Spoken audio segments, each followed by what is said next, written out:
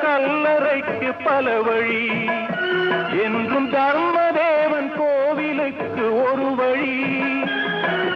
பாவம் என்ற கல்லறைக்கு பல வழி, என்றும் தர்மதேவன் கோவிலுக்கு ஒரு வழி.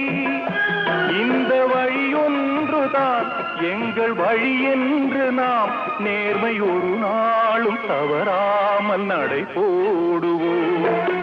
ஒன்றே குலம் என்று பாடுவோம், ஒருவனே தேவன் என்று போற்றுவோம்.